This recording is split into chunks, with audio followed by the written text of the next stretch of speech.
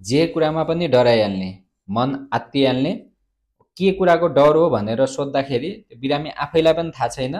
के कुरासँग उसलाई डर लागिरहेछ भनेर, अथवा डरको फोकस अथवा केन्द्र के हो भन्ने त्यो क्लियर छैन। र विभिन्न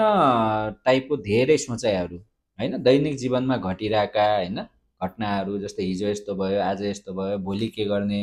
भविष्यमा केही नराम्रो हुन्छ कि केही नेगेटिभ नै हुने हो कि होइन केही नराम्रो नै हुने हो कि, अथवा आफ्नो स्वास्थ्यको बारेमा, आफ्नो परिवारको बारेमा, होइन आफ्नो सम्बन्धको बारेमा,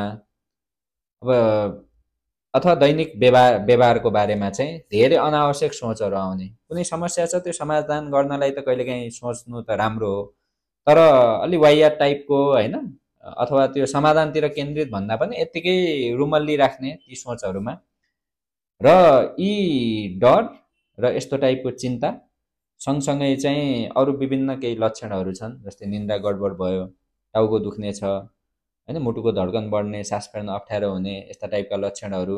व्यक्तिमा धेरै छटपटी हुने अथवा बिर्सिने, कन्सन्ट्रेसन नहुने, यस्ता लक्षणहरू पनि सँगसँगै छन् केही महिनादेखि लगातार रूपमा भने यसलाई हामीले एक प्रकारको एन्जाइटी, जसलाई चाहिँ जनरलाइज एन्जाइटी डिसअर्डर भनेर भनिन्छ।